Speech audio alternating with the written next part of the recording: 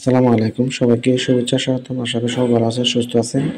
আমরা জানি যে গত জানুয়ারি 1 থেকে ইএফটিতে বেতন প্রসেস চালু হয়েছে।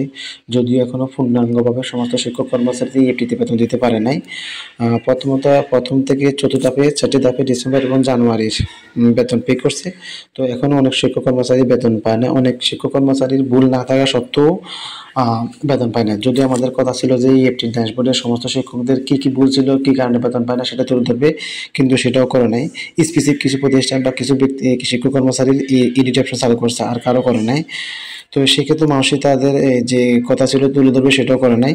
আর পঞ্চম ধাপের ব্যাপারে যেটা নিউজ ছিল যে গত সপ্তাহে পঞ্চম ধাপের এই গত সপ্তাহে দেওয়া হবে, নাম প্রকাশ করবে, কিন্তু দুর্ভাগ্যবশত সেটা ওনারা প্রকাশ করে না। তো ইফটির ব্যাপারে যতটা নিউজ ওনারা দেয়, তো সেটা আমাদের এখন বিশ্বাস হয় না।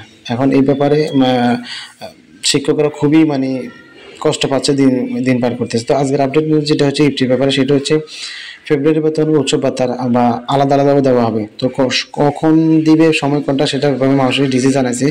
তো মানসিক ডিসি বলতেছে যে বেতন ও উৎসব ভাতা আলাদা আলাদা সময় দেওয়া হবে। এই ব্যাপারে এএমএস এর যে তথ্য দিচ্ছে সেটা হচ্ছে চলতি সপ্তাহের মধ্যে ফেব্রুয়ারি মাসের বেতন দেওয়া হতে পারে। তো গত সপ্তাহে পঞ্চম দফার বলছে চলতি সপ্তাহে দিবে, এইটার ব্যাপারে চলতি সপ্তাহে দিবে। তো স্পেসিফিক কোনো নির্দিষ্ট কোনো ডেট ওরা বলে নাই। তো আর এই ক্ষেত্রে হচ্ছে পঞ্চম দফার ব্যাপারে বলতে হচ্ছে প্রথম থেকে পঞ্চম দফার বেতন চলতি সপ্তাহে ছাড় করা হবে।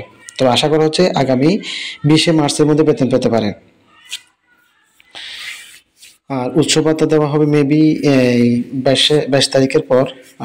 তো আপনার এই যে এটা হচ্ছে পূর্ণাঙ্গ নিউজটা, আপনারা এখান থেকে পড়ে নেবেন।